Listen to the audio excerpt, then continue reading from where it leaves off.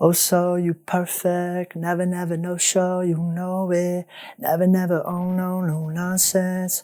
That's a song I would sing to Brawl Meta Knight because he's perfect. Oh, okay, this mic isn't plugged into anything, I'm sorry.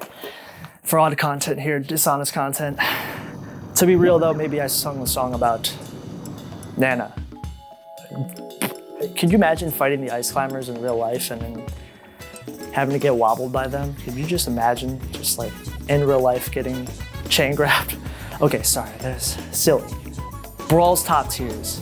Brawl's top tier characters are pretty good. Their low tier characters are known for being pretty terrible. But how good are the actual top tier characters? Brawl's top tiers are interesting as most of Melee's top tiers got nerfed to being bottom tiers, and look at characters like Captain Falcon or Jigglypuff, or even Fox becoming a mid tier in Brawl. While the exact opposite happens for characters like Marth and Falco, where they are still dominant even in Brawl's defensive and trippy meta. Some characters from Melee are even better than their previous iteration, so there's definitely some twists and turns here. To be real, Brawl's meta is defined by Meta Knights. There is a handful of top tiers that are incredible in Brawl's slower pace engine. They don't really get the same recognition they probably deserve in my honest opinion. Little pun intended there, I know, honest content. Here they are. We will be talking about Brawl's top 7 characters in this video because on Brawl's official tier list, the top tiers are literally just these 7 characters. In Brawl's more modern day meta, people like to argue whether Pikachu or ZSS are top 7 candidates. I'm just going to be going for the original tier list in this video, so maybe we could talk about them in a different video, maybe about the mid or high tier. If you like the shirt I'm wearing currently, you're in luck. This video is sponsored by Into the AM. They're a team of artists and creators who share a common vision, and they see clothing as a canvas to express what drives you. Since 2012, they developed premium apparel that elevates self-expression and provides unparalleled comfort for whatever your passion takes you. They craft each garment from the highest quality of fabrics and eco-friendly inks. They offer many things like hassle-free returns, fast shipping, and 30-day money-back guarantee. The clothes actually arrived way faster than I expected, and not just that, it's very comfortable too. My favorite design is the shirt that I'm wearing right now, but there's plenty of other designs available on their website. I liked a lot of the tropical shirts that they had on their website, so those are easily the things that I liked the most about what they had. They have more bundles down below, and many products have deals as of right now. If you want to elevate your graphic tee, use the code down below to get 10% off on your next order today. Link down below in the description, and thank you Into the AM for sponsoring this video. If you want to know why ZSS is so good in Brawl though, if I were to say it, when Zero Suit Samus spawns in a match, she literally has 3 items she can use at her disposal, and they're incredibly good items. This is, yeah, I wonder if we're gonna talk about more characters that have use of really awesome items. I wonder. They were incredibly annoying to deal with, kind of like a lot of things in Brawl. Falco's balance is pretty hilarious in this game, as this version of the character actually does have a lot of similarities from the Melee version. A lot of people like to say the Melee top tiers were nerfed hard, but like Falco is not one of them. In the past, I've made a video talking about this where Brawl Falco and Melee Falco actually have a lot of similarities to each other.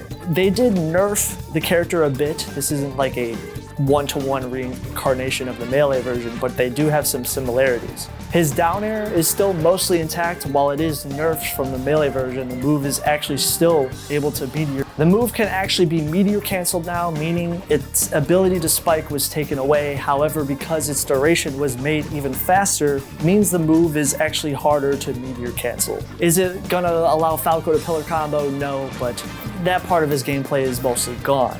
His laser is still incredible. While it's not the Melee style laser, however, you can spam multiple lasers much easier, meaning you can fill the screen with Falco's lasers.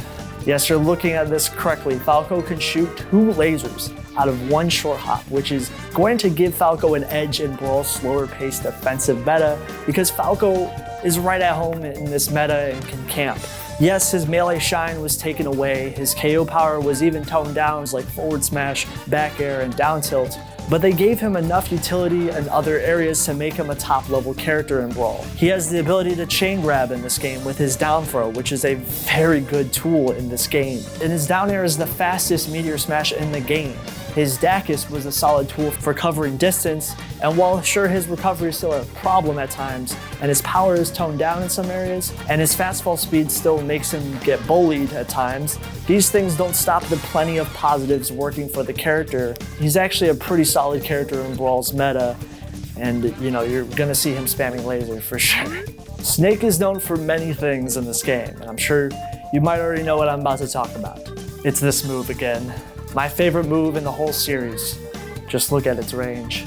It's honestly kind of hilarious. Smash 64 Kirby up tilt energy right here. Snake in general is a top tier character for multiple reasons. He's really strong with multiple projectiles being his explosives, and they're actually surprisingly really useful as potential neutral tools, traps, and the explosion hitboxes can even aid his own recovery. Really kind of an interesting tactic for a character to do. I felt like when I saw this for the first time, I'm not gonna lie, my mind was blown. And that was a really bad pun. But this stuff really helped Snake's survivability, and it made him really hard to kill because of how heavy he was. Fun fact, I want you to guess who's heavier out of these three characters: Snake, King Dedede, or Charizard. Go ahead. Let me know down below which one you think is the heaviest character. Now I get why they nerfed his cheek size so much. In Ultimate, he's thicker than a Snicker. Why'd I write that? To be real, Snake was known for being extremely powerful. His KO power was really in a league of its own. Not only that, but his playstyle worked well with Brawl's engine because his projectiles were good enough to the point where he could camp opponents out and be very comfortable with it. His weight, incredible recovery, and Brawl's momentum canceling made it so he was one of the hardest characters to edgeguard in the game. He just could live for a very long period of time. He could tech chase with his down throw. Did a dummy amount of damage for no reason, honestly. Dacus was pretty insane and dangerous. If I had to describe Snake's moveset in any way, he's like a giant mobile tank. That's the best way I can describe his playstyle. He's like throwing out so many projectiles, and he's heavy and hard to KO. Especially on his aerials, they have a lot of startup, and his airspeed is not necessarily the best, and his weight does make him easy to combo. However, this is partly why Snake is so good, is his flaws can be easily remedied. For example, for escaping out of combos, he could use his grenades.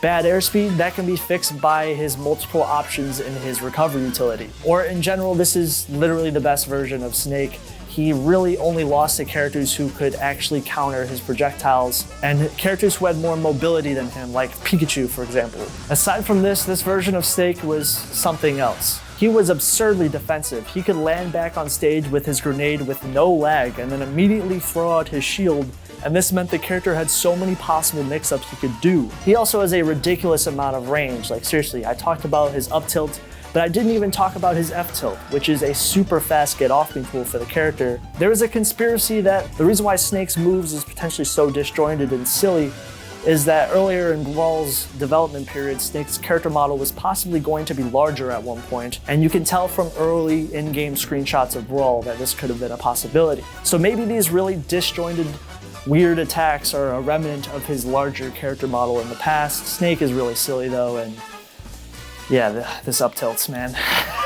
Another character surviving the Melee transition was Marth, having almost the exact same heights the character was known for in Melee. Although yes, there's no wave dashing and dash dancing, but Marth is still a king of range in this game, as his sword has the ability to keep opponents off stage and he can space with his tip or hitbox. It was still incredible even in Brawl.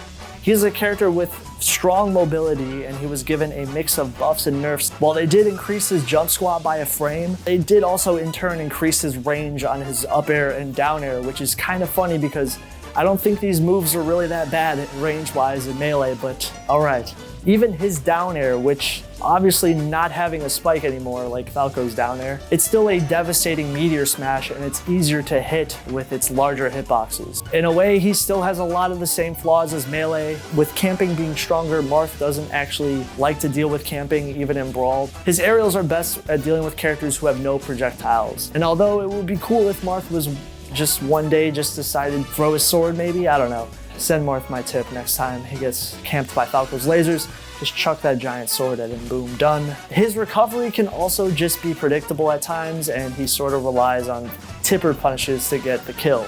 but that's just a part of Marth's archetype. His weight makes him susceptible to certain chain grabs like King Diddy, and his ledge options above 100% are very laggy and can lead to him being punished.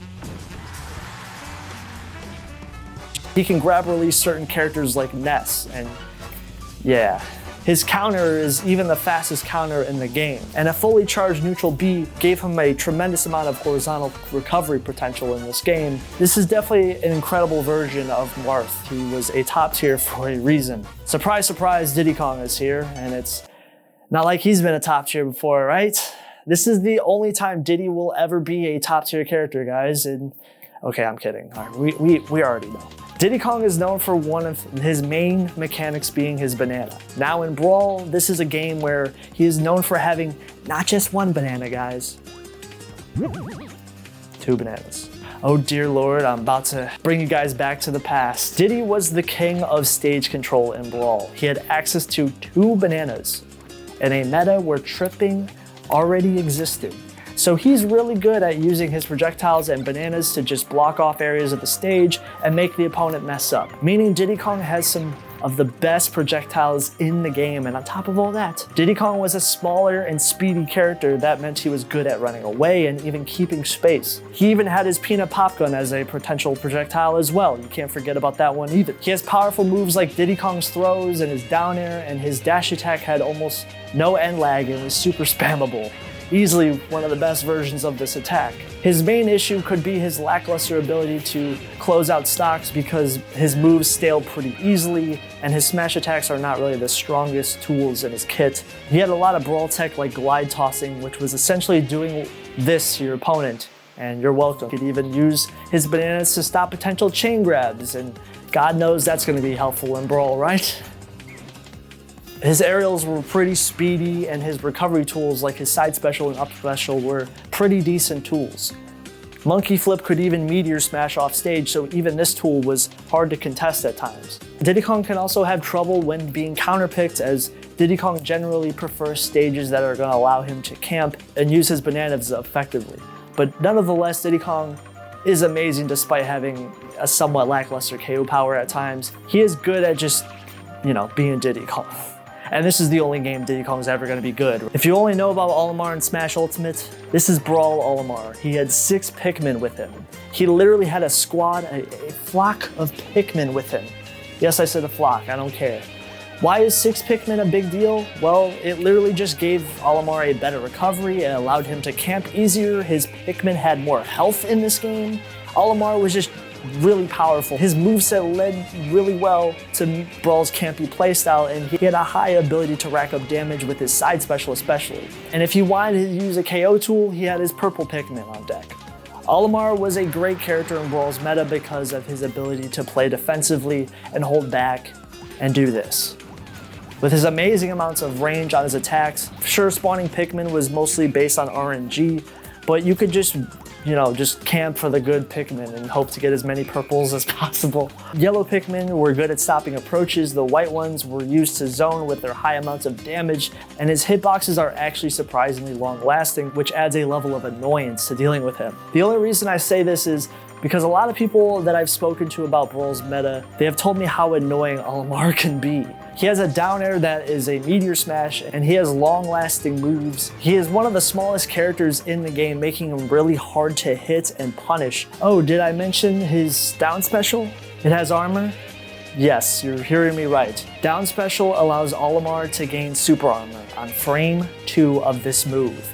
I don't know why, but yeah. This allowed Olimar to escape hits by just using this move. His main weaknesses are if he lacks any Pikmin on the field, he definitely loses a lot of his tools and he becomes a shell of his former self, but you can easily fix that by just touching the ground and then spamming neutral B again. He has a very predictable tether recovery in this game, and that is based on the amount of Pikmin that he has out in the field, and his Pikmin obviously get better the longer they're out in the field, so that should be noted too, because then they'll get the flower bud that makes him stronger. One of Olimar's bigger flaws, because of how lackluster it becomes when he has no Pikmin, you truly get to see how limited his airspeed is. And even his ground speed isn't even that amazing, but these things don't stop him from being a premier character in Brawl. And when I was a dumb kid, I actually mained him for a period of time. Yeah, I'm sure most of you are disappointed at me at this point. It's okay, I know. These characters are probably the most underrated characters in all of Smash. And I mean, when everyone thinks of Brawl, everyone thinks, oh, Meta Knight, this is the game, Meta Knight's just the best. Every other character bows to Meta Knight, right? And I'm sure most of you, when you hear Ice Climbers, you immediately think of the Melee version. Gee, isn't wobbling terrible? It's so bad, oh yeah. The Brawl version said, hold my beer. And I don't know why not enough people talk about Brawl Ice Climbers, because they're leagues better than the Melee version. They don't have wobbling, but don't worry, we don't need wobbling. We got Brawl handoffs.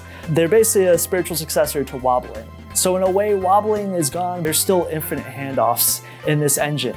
And it's kind of hilarious and also ironic at the same time. I feel like the Brawl version doesn't get the shine it possibly deserves. If Meta Knight was banned, Ice Climbers would literally be the best character in the game. They were in the S tier by themselves, and that means that most players felt that the Ice Climbers were a tier above the rest of the cast. Now, Meta Knight is in the SS tier, and this is obviously the reason why no one really talks about Brawl Ices, but they are easily some of the most broken characters in all of Smash's history. At least, that's my opinion. The Ice Climbers are really good because they can touch of death characters at any point. And if the Ice Climbers can perform the handoff, 0 to deaths are on deck, baby.